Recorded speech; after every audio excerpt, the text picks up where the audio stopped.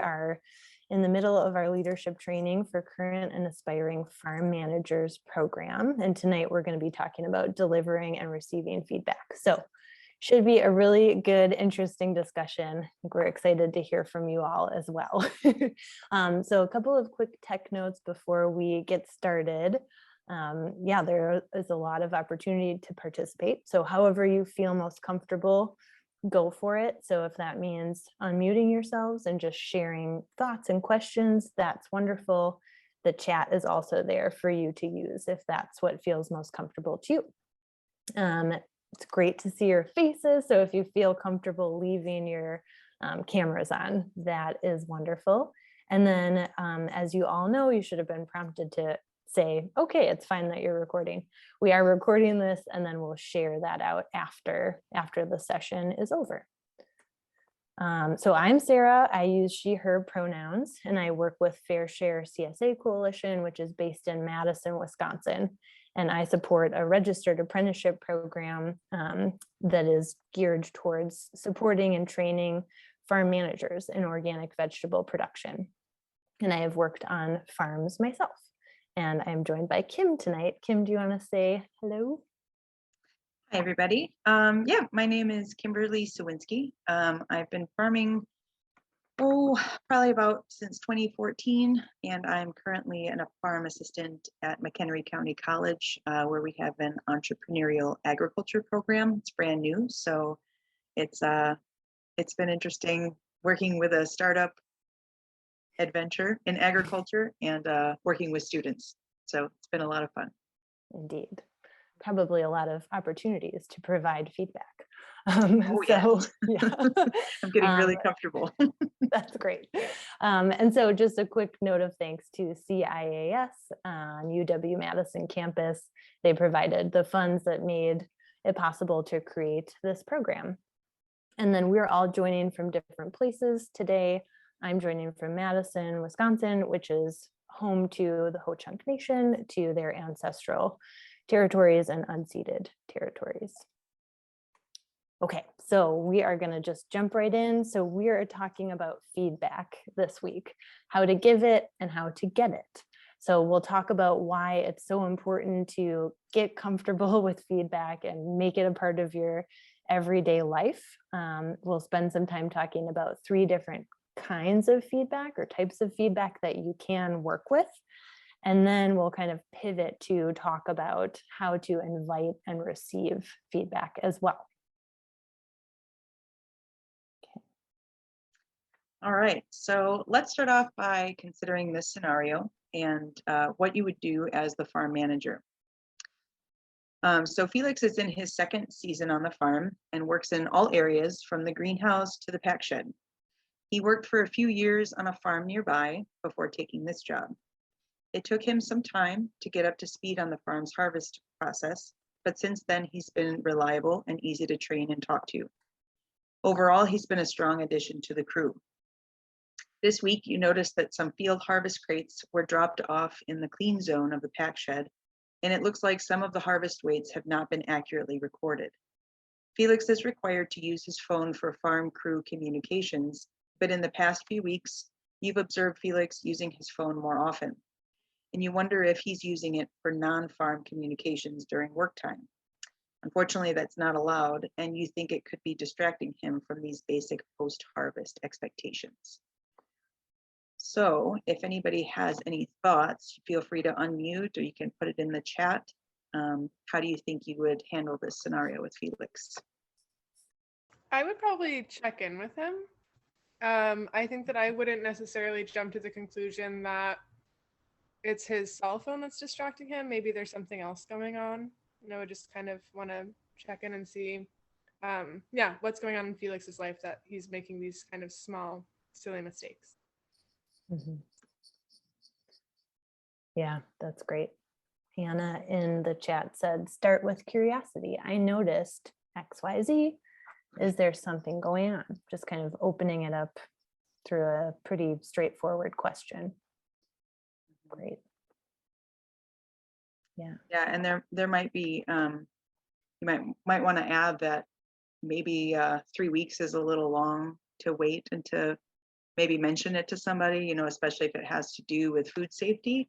You know, addressing this issue maybe after a couple of days and just checking in, you know, with the same curiosity, but maybe not waiting as long, because it might build some tension the longer you wait. That's great. Yeah. Hannah says, I've had success with a compliment sandwich method. We will be talking about that soon. Thanks, Anna. And Brantley also could ask if there's anything I can do as a manager. Maybe I need to make expectations more clear. That is really great. That kind of like reflection and taking a step back. Yeah. Yeah. Any other comments, thoughts? Okay. All right. Well, there are a lot of benefits when it comes to recognizing, motivating, and rewarding performance. As with this scenario with Felix, sometimes feedback can relate to performance, reinforcing the importance of food safety protocol, acknowledging nonverbal communication, or general observations by knowing your crew. So just a question for y'all. What are some reasons why you might want to share feedback with crew members, regardless of the scenario? Anybody have any thoughts? Growth opportunity coming through in the chat for sure. Sometimes it's just time to clear the air if there's resentments building up, or like, heaven forbid, it gets to the point where there's like gossip about this thing going on among other crew members. You just got to clear the air and nip that stuff in the bud. For sure. Also, nobody wants to do a bad job. You know, nobody goes to work thinking, I'm going to do a bad job today. So addressing those issues and helping people like move forward and fixing a mistake that they maybe don't realize they're doing is important. For sure. Yeah, definitely. Thanks, Alex. And then we've got to reward a job well done or to correct mistakes, right? Knowing that people more often than not want to do a good job. It could also build confidence, could also learn more about their specific interests on the farm. And it's also, as someone mentioned, it's also a space to provide more clarity if there's any confusion or more direction needs to be delivered. And then is there any reason why you wouldn't want to share feedback with crew members? I think sometimes I've had feedback shared with me from like managers where it's not necessarily just feedback. It's kind of just like a way to be aggressive or like be kind of like mean to someone. I don't know, just be pointing it out in a way that is like not respectful, or just a way to kind of blow off steam. Yeah, that's huge. We'll talk about that, but feedback should really be tied to not the person, to performance, to behavior, to the job itself. Yeah. Well, on the next slide, we have some more examples of delivering feedback and often heard examples of why people don't. So we're all familiar with why and how we might talk ourselves out of sharing feedback with someone. Common reasons are, I don't have time, or people know when they're doing a good job, I don't need to tell them. Or people don't want to know when they're doing something wrong, or that it creates conflict, or it makes people feel defensive. And sometimes it's just super uncomfortable and I don't like doing it. I'm sure we all feel that way sometimes. Right. That's a pretty good one. Probably right? Very easy to relate to. Brantley had also said, I try not to give feedback when I'm in a bad mood. That's a really good point too. Yeah, so I think there are, these are probably easy to relate to, things that you kind of use to talk yourself out of feedback. But we all know this is coming.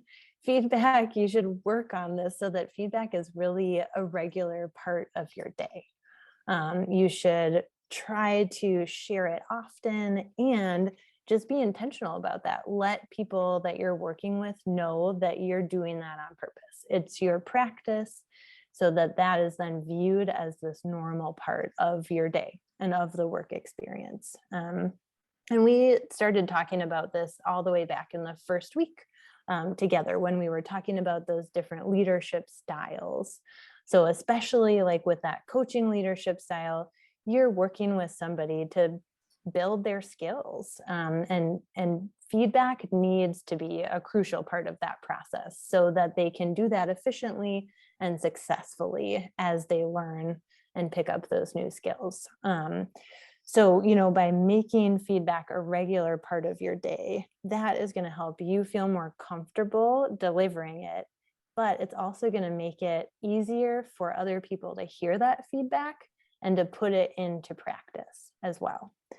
And that will also kind of feed into the farm culture, where you have this culture of sharing feedback. It's not a scary thing. It's just a normal part of the work experience. And then just one thing to mention before we move past this opening-ish slide is that another reason to provide feedback is because without it, crew members are going to decide for themselves how they're doing. They will self-assess, and they'll just decide if what they're doing meets their own expectations. And that may or may not be in line with the farm's standards or with the expectations that you've communicated, hopefully. So, you know, that is just another reason to make sure that you're working to provide it regularly, because the less often you provide feedback, the more difficult it will be. And people will just struggle with hearing that, because they've kind of been, you know, just left to decide for themselves how they're doing over time. And so, you know, feedback, sometimes when we hear this, our brains go to kind of a scary place. And we think feedback is associated with negative things, like you're going to give me feedback when I'm doing something wrong. That may be the case at times, but feedback is also an opportunity to celebrate, and like what we've seen in the chat, you know, recognize when somebody's done a really great job, commenting on that, calling it out, and reinforcing that good behavior, because you want to see more of that. And then we'll learn, as we'll see with redirective feedback, it can also be an opportunity to, you know, facilitate ongoing learning. And that can also feed into improving, clarifying processes and procedures on the farm as well. So we've got a little chart here that just kind of helps us think about feedback and the specific situation at hand. And that can help us determine what kind of feedback we might want to deliver in that moment. So on the left, we've got good performance, very straightforward. You know, the employee is meeting those expectations, they're meeting the standards that have been communicated. So that is a great opportunity to provide some positive feedback. Hey, that looks awesome. Good job. Thanks so much for that work. But if they're not meeting those standards or those expectations, then you're going to be looking over on this right-hand side to unacceptable performance. But one thing you need to then, or you want to then think about is, okay, this is not what I want to see, but is that something, you know, was this all under the employee's control, or was some of it outside of the employee's control? And so, you know, that question, answering that question will then help kind of will help you figure out what kind of feedback you might be looking to deliver to that person. Okay, and we're going to talk about each of these in the next couple of slides, starting with the sunny positive feedback. Yay, love this slide. So positive feedback is often easier to give and easier to receive. A simple "great job" or "I love what you're doing there" can go a long way, especially at certain times of the season, like July, August. Those are really fun times.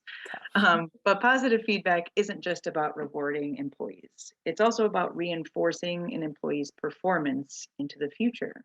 Mhm. And when employees know that you recognize their contributions, it can keep them engaged and motivated. So consider how an employee might like to receive this positive feedback, maybe in person and in front of others, and maybe not. Mhm.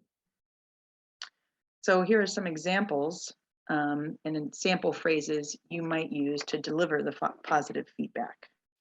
I see how hard you're working. I wanted you to know that and wanted to say thank you. These bunches look awesome. Today was a hard day, but y'all did great. I noticed that you've put that earlier feedback we talked about into practice. Thanks for taking that information in and applying it. Mhm. And something to keep in mind is that positive feedback can also pertain to an employee's implementation of previously delivered negative or redirective feedback. Mhm. And it's important to recognize that. So if you corrected some behavior in a previous day and you notice that it has been corrected, it's a perfect opportunity to just reinforce that they're doing a great job, and thanking them for listening and acting on those corrected behaviors. Mhm. So what are some ways that you guys like to give positive feedback? I'm sure some people maybe have some better ways or some key phrases they might like to use.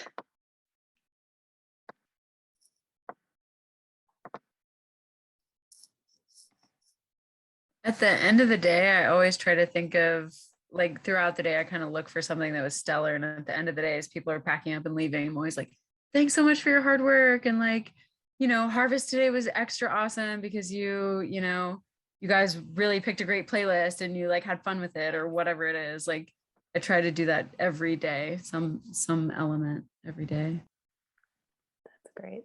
Yeah, that's great.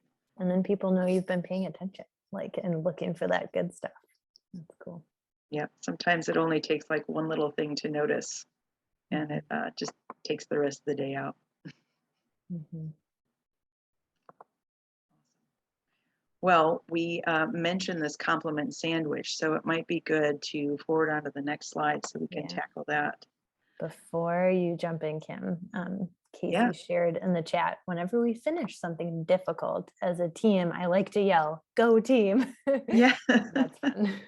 Some good energy for Yes. sure. Love Yeah. when it includes Or everybody. yeah, like popsicles. I think food can be a really good reward and a thank you too. All right. For sure. Okay, so compliment sandwich. I'm glad this was brought up earlier, because this was something that, in my experience in the workplace, I was always told that this was a positive thing. And so it was kind of brought to my attention during this module that there's another way to look at it. So thanks, Sarah. You're welcome. So the compliment sandwich, if you're not familiar with it, it seems like a really great way to deliver feedback, negative feedback in particular, and makes it look a little less scary by sandwiching it in between a compliment and another compliment. And then you have this like, yeah, but it wasn't so great here. So it's been historically advised as a good way to deliver difficult information, but it poses a kind of an issue on the receiving side. So an example might be, Marcos, you've been doing such a great job lately, but I wanted to talk with you about how you're bunching your radishes. And then you can go about in detail on, maybe they're not the perfect quality, or it's a little messy. And then you can close with something like, thanks for keeping up the good work. So it's a little confusing, right? So the big deal is actually that, why shouldn't we be careful, or why should we be careful to not use this approach? And in a nutshell, it can undermine the value and impact of the positive feedback and also the negative feedback. And over time, when the employees hear you begin with a positive feedback, they may immediately move into anticipating the negative. And so they may associate a compliment with a criticism, basically. And delivering one type of feedback is typically more genuine and authentic than trying to mush two things together. And it gives space when you just deliver one type of feedback, it gives the space to your listener to understand what you genuinely mean. Otherwise, it sounds a little confusing. Ultimately, it makes positive feedback feel less valuable when you do the sandwiching, and less authentic, because it's used as a means of getting to what someone really wants to share with you, which is what you're doing wrong. So it's much easier just to be completely direct with one thing, and separate them so that you don't associate a good with the bad.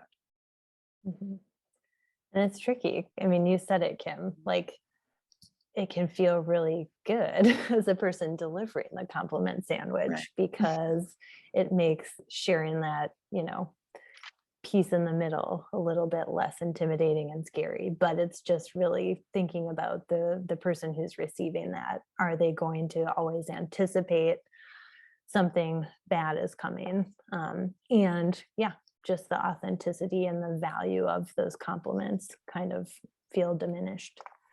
Yeah. So a little bit of a controversial issue.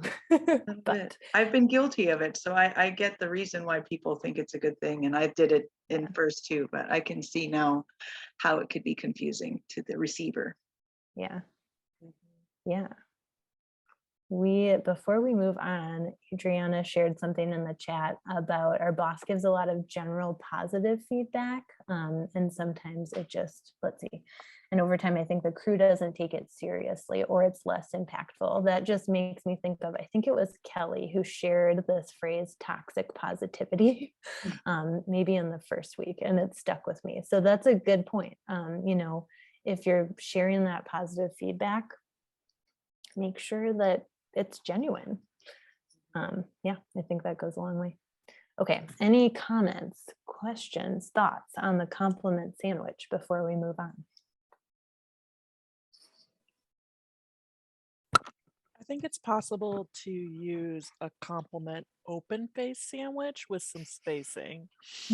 So, like, if you swing through and you notice something, I try to, like, say whatever I notice, like any correction or things like that. But I try to make sure, like, sometime in the next couple hours, I swing through and notice something good.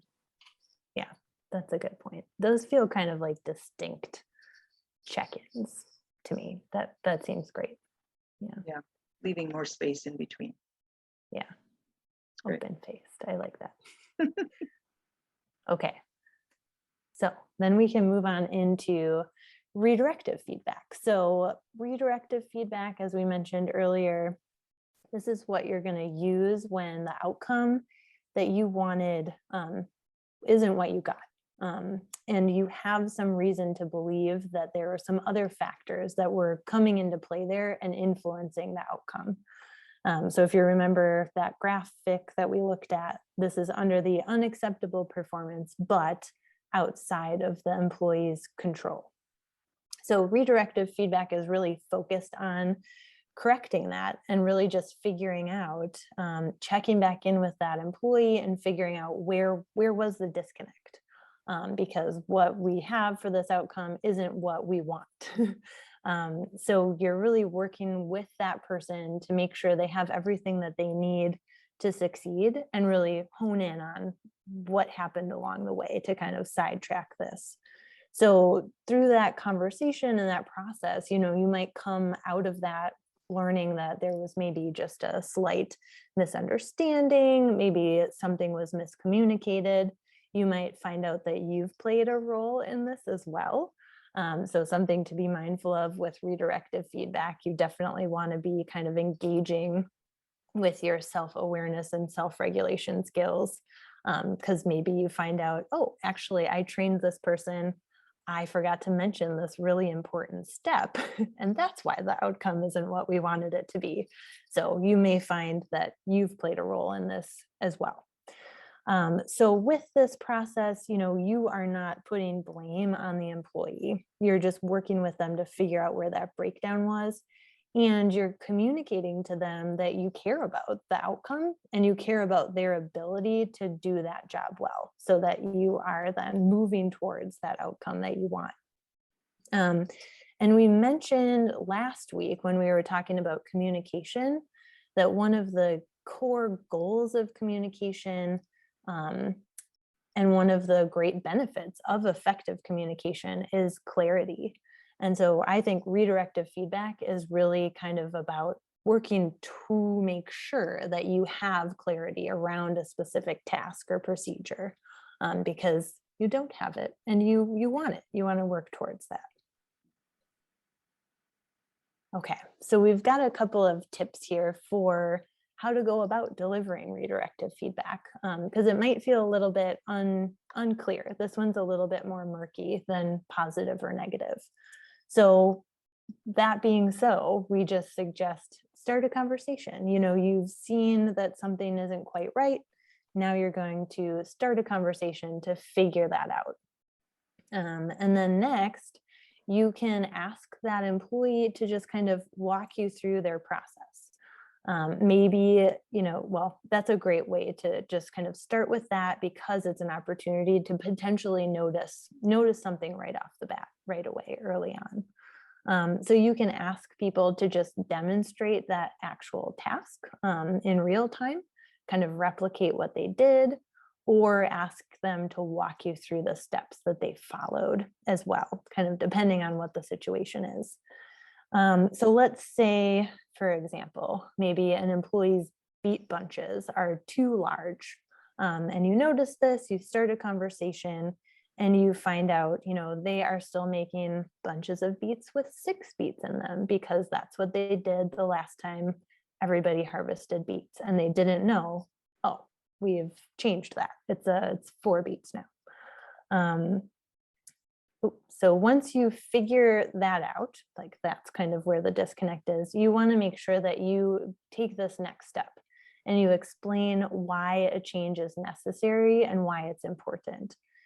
So you're doing more than just, you know, delivering a very straightforward piece of, hey, this is what you need to do. You're adding that extra context.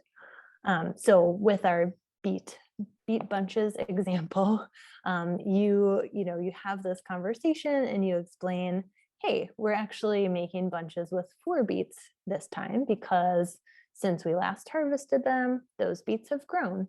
So we have adjusted our bunch size accordingly. And not only, you know, not leaving it there, but then saying, hey, and that kind of factors into our considerations around farm profitability. So that is you kind of providing that extra information and context around why this is important. It's not just an arbitrary decision. Okay. So if you are, if you notice that feedback is needed, and that's happening, in real time, that's great. You can just deliver that feedback right away. So maybe, with our beet example, you're in the field with this person, you have an opportunity to just kind of check in right away. And then you have the added benefit of being able to demonstrate if you need to, maybe it's not something with beet bunches, since that's pretty straightforward. Maybe it's like a technique issue. You're in the field, you can demonstrate, hey, this is how I usually do this, and then have people watch you. Then you can observe them as well and be there to kind of continue to provide feedback or answer any questions people might have. And then, you do want to make sure that people know that they can ask questions and they can share feedback, especially, if things did feel unclear during the process, or if they still feel unclear, if you've had that conversation and there's still that lack of clarity. Our example with the beets is really straightforward, but things won't always be that straightforward. But maybe, when you're having that conversation, this idea forms for a better way of communicating bunch sizes, or like how many kale leaves should go in a bunch today. So that's an example of, maybe you've identified an area where there can be increased clarity, and that is an opportunity to kind of improve your systems and communication through this process. And then you won't always need to do this, but it's just good to get in the habit of questioning whether or not this last tip is needed. really talking about, is there a reason for us to follow up on this? Maybe if it's a technique issue, for sure. That's great to talk about and just like make a plan to double back and check in on that at some point. All right. So we've got an example phrase here. I noticed you haven't been recording harvest totals. Let me walk you through that process again and explain why it's important for us to do that. So with this, this is a little bit different than the beat bunches we've been talking about. This is a phrase that you would not be using with somebody that you've already explained how to record the harvest totals and why that's important like 4 times. That would probably be a negative feedback example. But with this person, maybe they're new, you've noticed this, and you just want to take that time to say, hey, let me walk you through this again, because you're not doing this. It's important. And you're making space for them to kind of make sure they've picked up everything that they need to do that. So redirective feedback, very much about like opening up that 2-way conversation and figuring out, are we on the same page? Do you have everything that you need to do this job well? And do you need other things from me? Do we need to make system improvements? Okay. All right. We want to hear from you all about your experiences with redirective feedback. So think about a time when you did, or maybe you should have, provided redirective feedback to someone.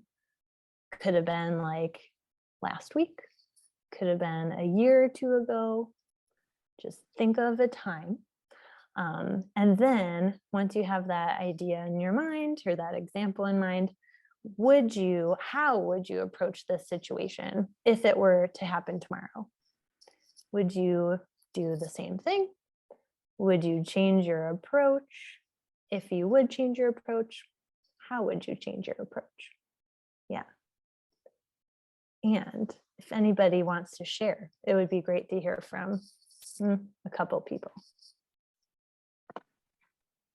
Kelly, I see your lips moving, but I don't hear anything if you're talking to the group. Oh, there we go.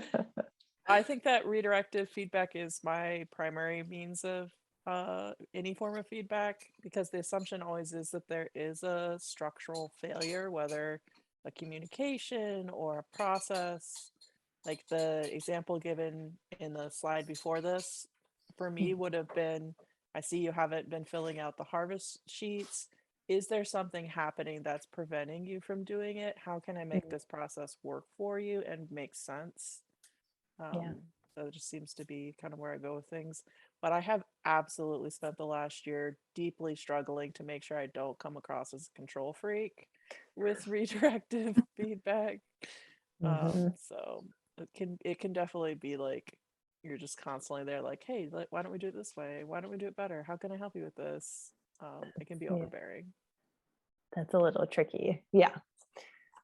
You can't necessarily control how people will interpret that redirective feedback too. Could feel different to different people. But I think, tying it back to the farm and there are like systems in place, there's certainly room for improvement, but Casey says, getting people to move a garden hose without knotting it up, explaining how to do it well by showing someone and explaining how frustrating it is to have to fix it and how much time lost adds up. Yeah, goodness, that's a good point. Yeah, thanks for sharing. Any other examples? One phrase that we use a lot on my farm is like, you're working too hard, especially like if someone's like, I don't know, I think a lot about like tomato trellising or something that we don't necessarily do all the time, where we might explain it once at the beginning and then kind of let folks go, and just kind of seeing someone, I don't know, like wrapping it too many times, or it's like, I don't know. I think it's easy to kind of intervene and be like, hey, you could work a little less hard than that, and it might be a lot faster for you, or just kind of I don't know. I think the energy that you bring into it is important for how Yeah. it's received. That's great. Yeah. It sounds like it's coming from a place of you're doing a great job. You can do a little bit differently and it'll be just as great. Yeah. All right. Great examples. Thanks, everyone. Here we are, week 3 with our polls. Okay. All right, Sarah, love these polls. How do you feel about delivering negative feedback? I live for this. Delivering negative feedback is one of my favorite pastimes. Of course, we're being totally serious about this. I'm somewhere in the middle on this. I avoid delivering negative feedback at all costs. All right. We are closing in on, well, we have a clear winner. I don't think it's going to surprise anybody. Well, we'll just give it another 5 seconds. I bet you it's number 1. Yeah, Everybody's clearly. favorite pastime. Clearly. All right, closing now. All right, it is not number 1, Kim. I'm sorry to tell you. Though the first person to answer did select number 1, but 2 people love negative feedback. Well, I'm sure everybody would love to hear from you and what your tips are and why you love it.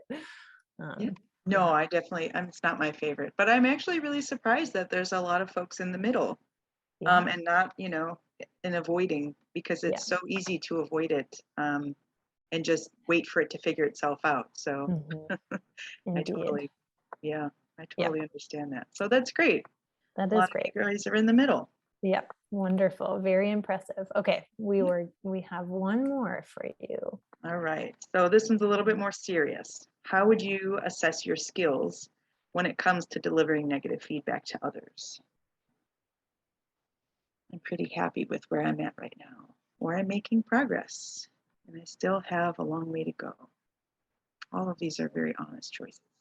Yes, indeed. I think it's a lot easier to do redirective than negative, but yeah, I am with you on that. Yep, but it's something we can all work towards, obviously.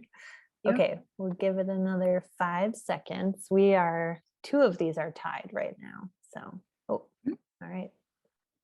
Okay. And share. All right. Well, a few people are happy with where they are. That is wonderful. And then, I would definitely fall in between the I'm making progress, but I also feel like I've got a long way to go. I'm there with you guys. Yeah. For sure. Honest responses. All right.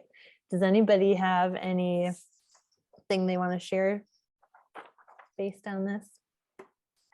Things they were surprised about self-assessment? There's a couple in the chat. Yeah. Kelly says it's hard to balance. If you never avoid it, you can overdo it. Mm-hmm. And Marissa, mostly I force myself to do it in the moment because I know it will just get worse if I put it off. And then it can also feel like I'm blindsiding them. So it's like ripping a Band-Aid off. Yep. I think probably a lot of folks can relate to that. Yeah. Thanks for sharing. I kind of think of it, when you have a roommate and you have a discrepancy about who does the dishes, or maybe who doesn't do the dishes, who does them wrong. And every time you walk into the kitchen, you could just be filled with this resentment. And it's like, well, if you just tackle it in the beginning, you're a lot more likely to have a better situation in the long run. That's a great point. There's no festering, right? And that boiling rage. Okay. Oh, festering over dishes. That's the worst. We're clearly ready to move into negative feedback. Yes. So before you deliver negative feedback, it's important to consider a few things. Does the employee know what the expectations are? And these are things that we kind of touched on before, but it's really important when you're delivering the negative feedback, even more so than redirective, are they aware of the expectations? Do they know what a good job looks like? Did you provide them with the necessary training that will allow them to succeed? In these instances, if the answer is no, or if you're unsure, then you'll be focusing on redirective feedback. But if you're confident that the employee has had all the training and support they need to accomplish a task, but that the outcome is still not in line with what the expectations are, then it may be time for negative feedback. This may fall to the farm owner, but it might also fall to you as the manager.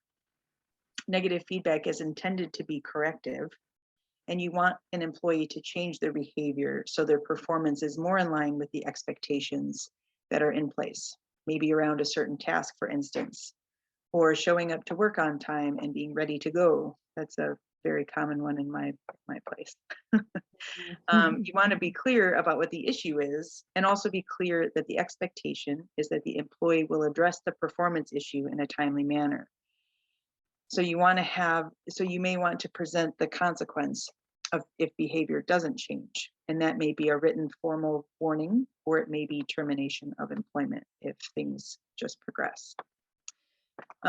So when thinking about delivering negative feedback, it should be delivered in private, almost always, except for maybe one or two exceptions.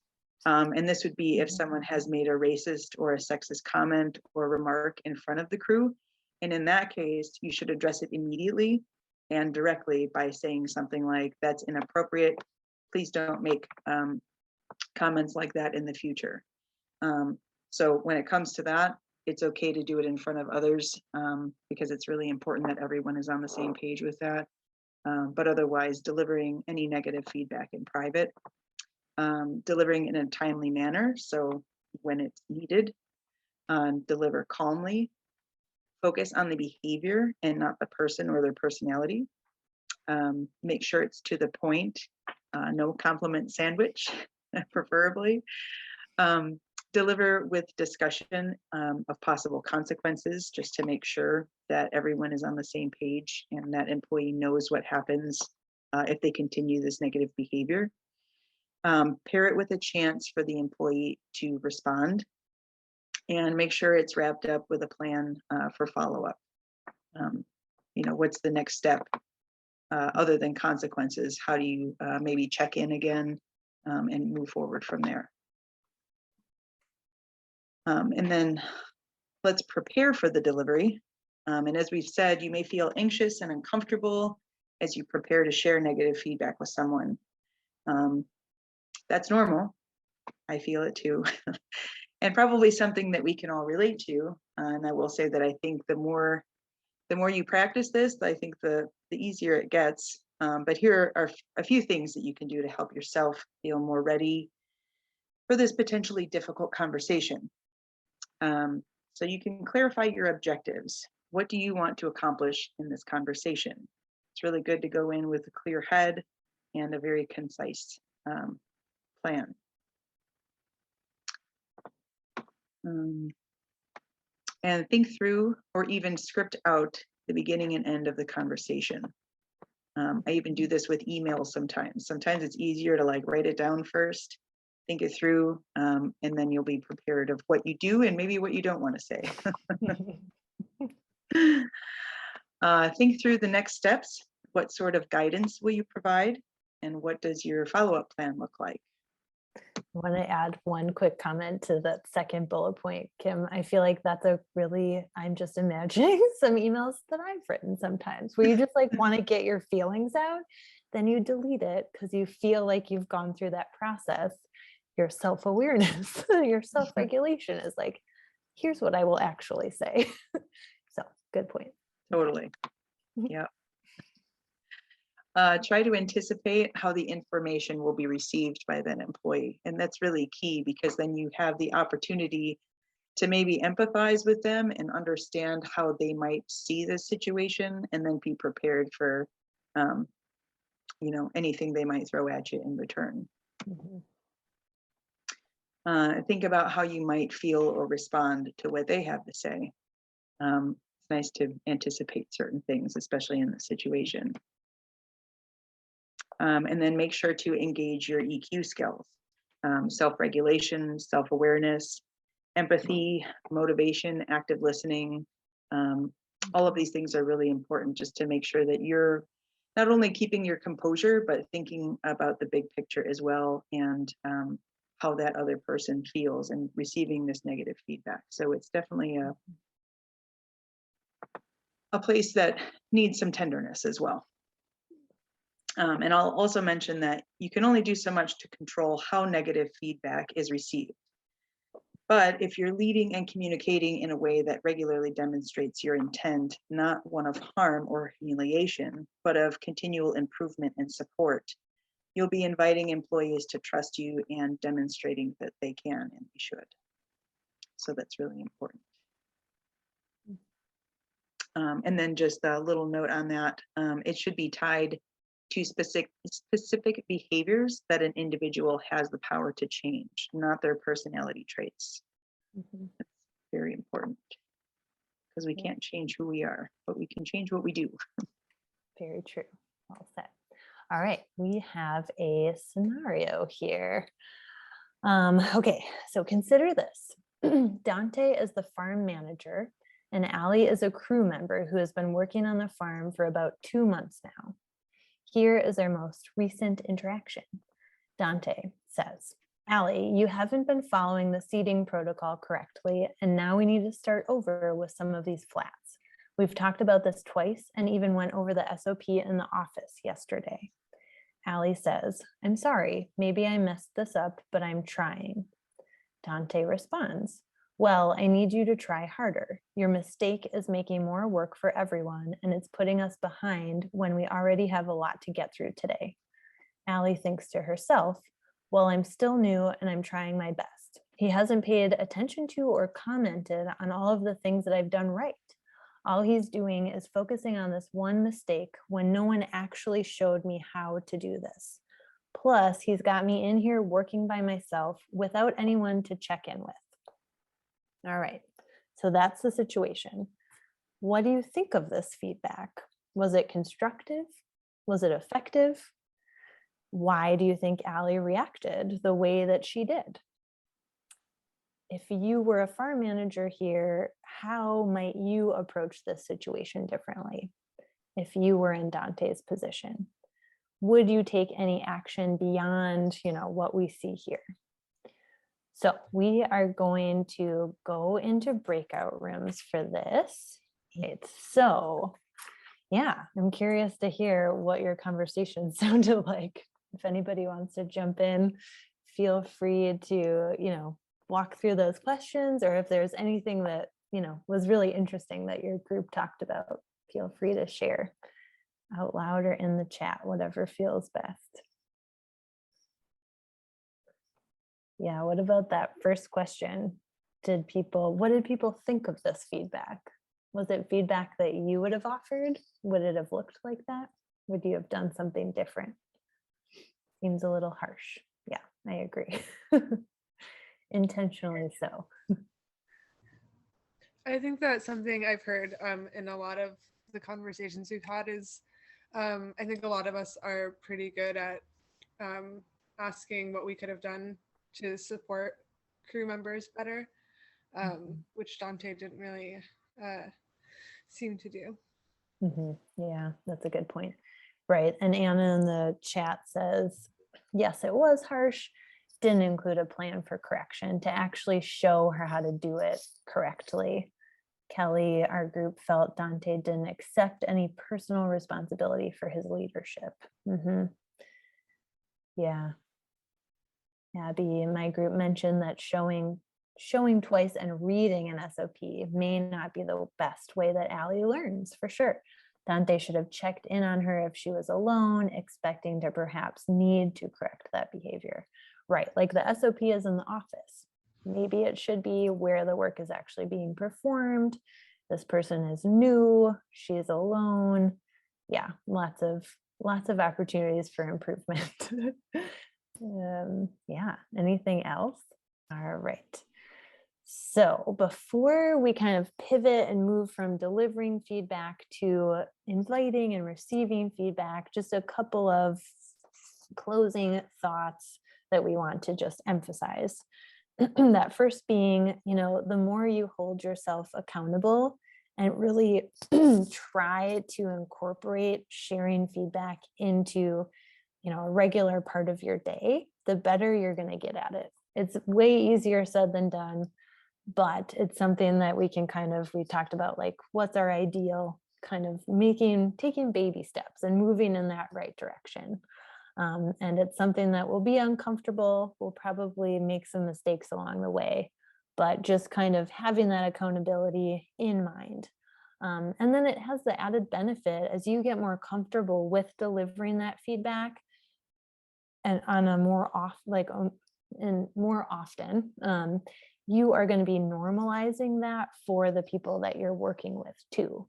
So, you know, instead of this scary and uncomfortable thing that just happens when there's something bad to share or something bad that needs addressing, it's just something that can start to play, if it doesn't already, a really crucial and healthy role on the farm.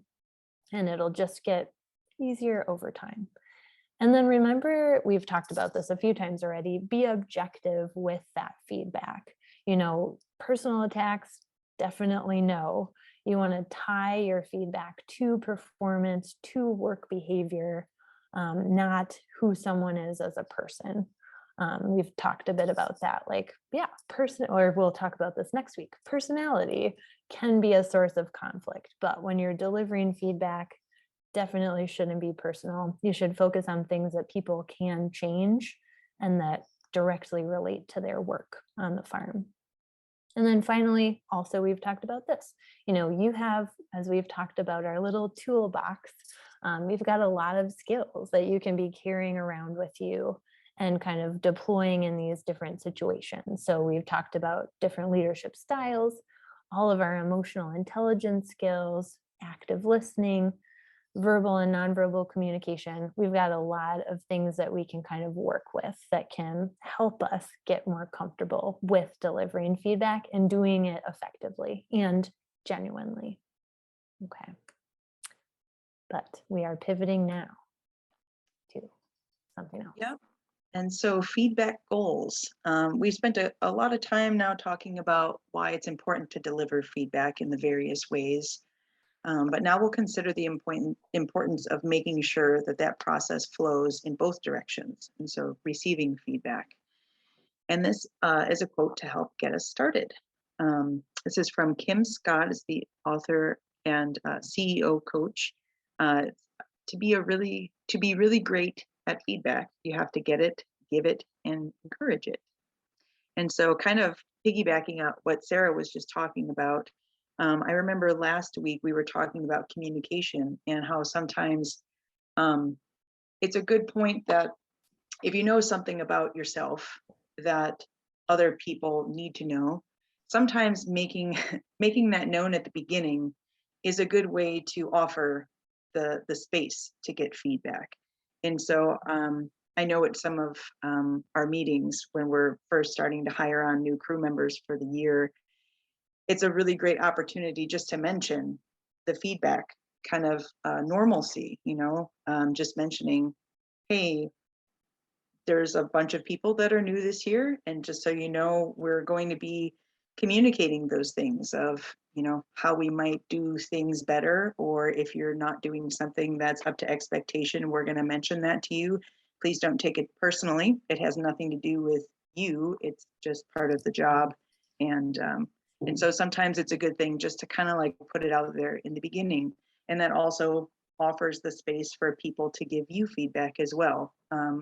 So another point of kind of creating the normalcy of everything.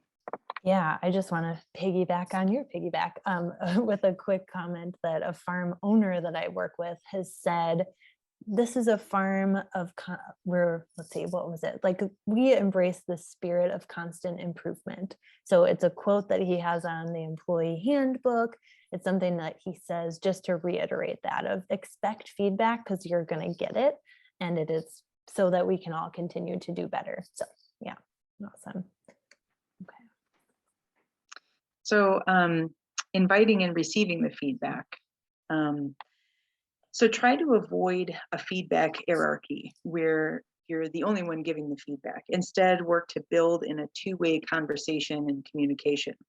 Focus on asking questions. This will lead to a more authentic and revealing feedback experience that fosters trust and likely has a positive impact on workplace culture. There are specific ways for you to work to encourage and build that culture. First, get ready to invite that feedback. Active listening, adopt an attitude of curiosity instead of defensiveness. And are you ready to act on that feedback?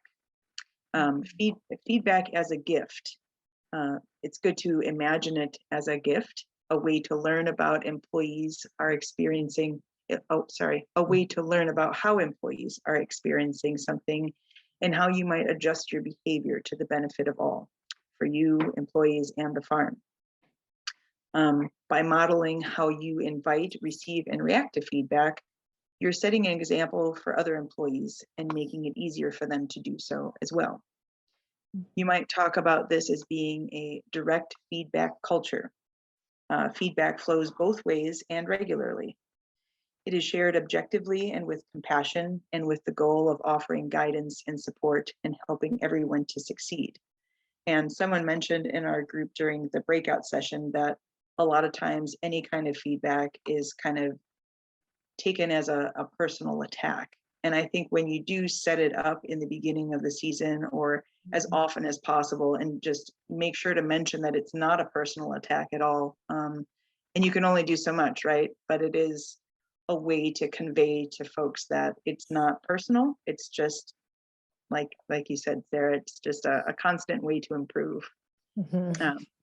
And someone mentioned last week that a farm manager had the tendency to talk really loud and harshly, but wasn't aware of it. That's what I was mentioning before. So she told the crew that she welcomed feedback when they noticed her doing it. And so it opened up space for others to feel comfortable saying something. And so she didn't take it defensively, just she knew what was happening. That's great. Yeah. Yeah. Okay, so before we go any further, we just kind of wanted to pause and consider the role that defensiveness might be playing in this process. You know, this is probably something that we'll feel, and that's pretty common, especially when we find ourselves in this position of being asked to reflect on or reevaluate something that we've done or a system that we've created.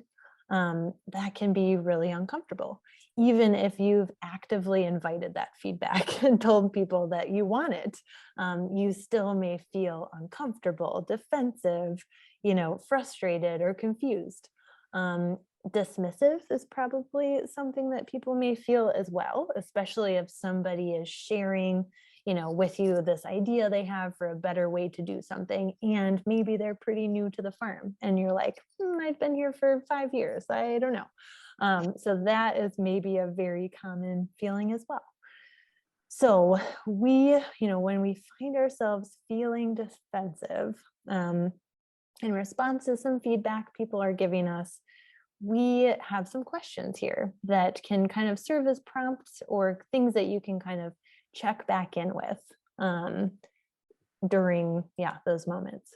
What is being threatened here? What am I thinking this conversation says about me? Has my top priority shifted to preserving my ego? And am I trying to be right? Or am I open to new ideas? So I think these can be pretty useful prompts because things do feel personal sometimes. And that's just reality. So if we are in this position where we're feeling defensive, you know, I think we have an opportunity to pause, maybe try to remember some of these questions and prompts, and then ultimately, Kim mentioned this before, but look at that feedback as a gift, you know, as an opportunity to really reflect, reassess, and maybe in the best case scenario, you have a chance to make a change, change something in a way that really benefits the farm as well. Yeah. Okay, so we've got a couple of tips here from Kim Scott in terms of, how to go about inviting that feedback, how to facilitate that. And she suggests maybe you have a go-to question, and that can kind of help give structure to this process, just by, asking, hey, how can we do this better? Or maybe saying, give me some advice here. Saying things like that, especially if you have like a go-to, like Scott is suggesting, that is a signal to people, like, you're actively looking for my input and for me to participate in this process. That's an invitation. You're calling them in. As we've just been talking about, embrace that discomfort. It will come. That feedback that you're hearing may apply to you in some way. Maybe it's tied to a system that you've created or a process you've created, or somebody may be struggling with, the way that you lead. We talked about like speaking loudly. If that person, hadn't realized that and wasn't really open about that, that might have been a different sort of experience for them to go through receiving feedback in that way. So it's just, the bottom line is, this is pretty normal. It's okay to be uncomfortable. And so just being mindful of that can really help you step into this situation feeling a little bit more primed and ready. And then, your goal may be ultimately to act on the feedback, but in the moment, what you really want to be doing is just listening and trying to understand. That is going to go a really long way in terms of encouraging folks to continue to feel comfortable to share things with you. Because if you're hearing something and you immediately jump in, shut it down, you get defensive, and you just like justify, whatever it is that they're bringing up, that is the best way to move people away from feeling comfortable with sharing feedback with you. So it may be difficult, but if you can try to be intentional about just, I am here to listen, I'm going to create and respect that space, and then reflect and decide on some action later. That's a good thing to work towards. And then finally, you're not going to react to or act on all of the feedback that you receive from people. That is just part of being in a leadership position. You're weighing many different factors when you're making decisions, and sometimes those decisions or changes aren't going to very obviously reflect any of that feedback that was shared with you. But other times you will make decisions or changes that are based on that feedback. And that is really important for folks to see and to know, because that's one of the best ways to encourage people to continue to share input with you when they see, hey, I can see where my feedback kind of factored into this process, and it's reflected in this, new thing that we're doing on the farm now. So that can be really powerful. And it's not like you're paying lip service and just saying, I'm asking you for this feedback, which we talked about in week 1. You're actually ready to kind of act on it. Okay. Ooh, we are breezing along. Okay, so we have a closing activity. This is kind of winding our time down, but we thought it would be really fun to spend some time again in breakout groups co-creating a resource that we could all potentially use after tonight. So we've got some prompts here on the screen, and I will again put the link to the text in the chat before we break out into our rooms. But for this activity, we wanted to ask every group to come up with 3 phrases that somehow pertain to what we've been talking about tonight. So it could be phrases for delivering feedback, for inviting or accepting feedback. Maybe it's a tip that you have that you want to share with people, or like a mantra, something useful that you like, that you think others could benefit from. So you'll discuss that in your group, come up with your phrases, and then when we come back, have one of your group members ready to type those phrases into the chat. And then we can just take some time to kind of share thoughts and reactions. I will, after our session ends, grab all of those and I will create the document and I will share that with you. As folks are coming back in, put those phrases in the chat, thumbs up, like it. And then, yeah, so that'll be happening. Those phrases will be going in the chat. And then it'd be great to hear from you all. Like, did you have a phrase that your group came up with that you loved? That you want to make sure people know about? Anything you want to share? We weren't in the groups, so bring us in. We talked about how it can be kind of difficult to make people feel comfortable giving feedback if it's negative. Mhm. We, some of us work with volunteers and students, and I feel often like we are just given like, good job. Like you're doing good. And it's not very like, yeah, there's not much to go on with feedback like that. So it's not, we didn't come up with a phrase for it, but it was something that we all felt was kind of tricky. Okay, yeah. Delivering feedback. Hey, I noticed you were doing this. Can I show you an easier way to do that? That's great. We commented that you should be aware when you're using canned phrases all the time because it can create a feeling like you're just got a canned phrase and you didn't actually like plan to communicate. So at least try to change it up occasionally. Yeah, that's a good point. I feel like that feeds right back into that authenticity. Yeah. Are you just saying what you've, what's easy, or are you being genuine? And are you putting some thought into that? Yeah. Okay. Olivia shared, is there something not going on for you right now? I noticed this. Is there something going on? Yep. Checking back in with people. Awesome. There's another one in the chat from Abby. Here is the way we found to be most efficient, but we are definitely open to hear your opinion on how to improve or change a process. That's great. Yeah. Awesome. Something that came out of our group was really fruitful. Thanks everyone for your awesome thoughts. It was nice. But yeah, folks were saying like just kind of persistently creating the space for questions and feedback, especially after teaching a task or something, so that things are really clear. And also to kind of help that feel less intimidating for people to contribute back to. One strategy we talked about is like maybe like just saying, you know, this doesn't have to be perfect. You don't have to have like a perfect question or like, you know, you share like any half-formed thoughts or ideas you have. This doesn't have to be like a proposal every time you talk to us. You know, this can be like just kind of to balance that power dynamic. Like, yeah, just let's have a conversation. How do you feel? Yeah.